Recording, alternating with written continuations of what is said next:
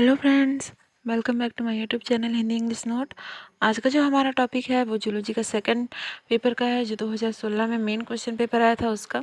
बहुत ही इंपॉर्टेंट है। सारे इंपॉर्टेंट क्वेश्चन मैंने ऑलरेडी अपने यूट्यूब चैनल में अपलोड कर दिया है, आप जाके जरूर चेक कर लेना। और ऐसे ही आपको क्वेश्चन पेपर मिलते रहे, इसके लिए ज़रूर सब्सक्राइब कर दीजिएगा। तो चलिए आज का टॉपिक स्टार्ट करते हैं। फर्स्ट हमारा क्वेश्चन है, थायराइड ग्रंथि के हार्मोन के जैव संश्लेषण का विस्तार से समझाइए।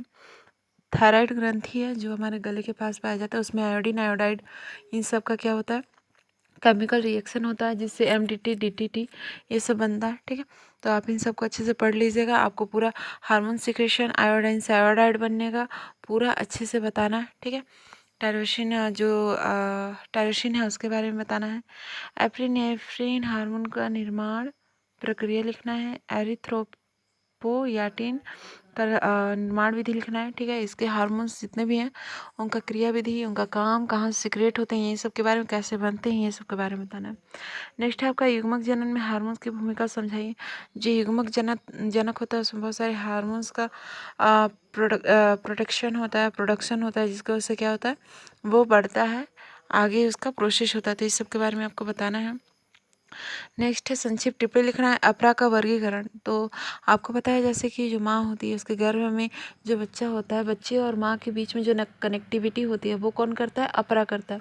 तो उस अपरा, उस नाभि के बारे में आपको लिखना है। वही नाभि जिसको बच्चे के जन्म के बाद काट दिया जाता है, तो उसके बारे में आपको लिखना है कि उसका वर्गीकरण करना है, उसके स्तरों का। दूध स्त्रावण की कार्यकी, जो माताओं में जो दूध स्त्रावण होता है, जो प्रसव के टाइम पे सिक्रेट होता है। ठीक है, तो उसके बारे में बताना है, कैसे प्रोलैक्टिन हार्मोन या फिर जितने भी हार्मोन का सिक्रेशन होता है उसके बारे में। नेक्स्ट है उत्परिवर्तन के विभिन्न प्रकारों को समझाइए। जो उत्परिवर्तन होता है उसके बारे में बताना है। ठीक है, नेक्स्ट है आपका संक्षिप्त टिप्पणी लिखना है। विकास का आधुनिक संश्लेषणात्मक सिद्धांत, जो एवोल्यूशन हुआ था उसमें कितने सारे टिप्पणी लिखना है। संश्लेषणात्मक सिद्धांत अलग होता है, इसके बारे में बुक में है, डिटेल में पढ़ लीजिएगा। उद्विकास में पृथक्करण का भूमिका, अलग अलग वर्गीकरण किया गया था जो भी हमारा एवोल्यूशन हुआ था उसमें।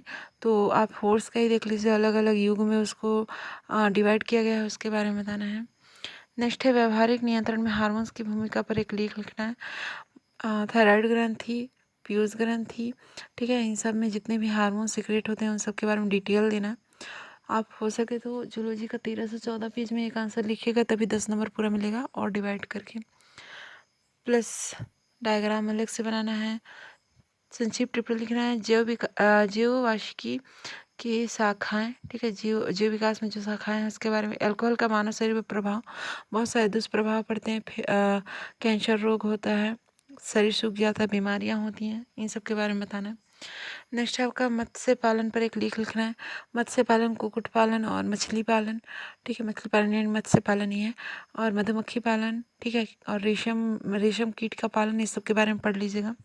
पूरा एक एक चैप्टर है इसके बारे में। रासायनिक स्वभाव के कीट विष, यानी कि जो भी कीट को नियंत्रित करने के लिए रासायनिक चीज़ों का उपयोग किया जाता है, उसके बारे में बताना है। ठीक है, सो आज के लिए इतना ही फ्रेंड्स। बाकी अब नेक्स्ट वीडियो में देखते हैं। ठीक है, आपको ऐसे ही क्वेश्चन पेपर मिलते रहें, उसके लिए प्लीज़ चैनल को लाइक और सब्सक्राइब कर लीजिएगा। ठीक है, और बीएससी सेकेंड ईयर जो इनऑर्गेनिक केमिस्ट्री है उसका नोट मैंने ऑलरेडी अपने चैनल पे अपलोड किया है, आप जाके जरूर चेक कर लेना।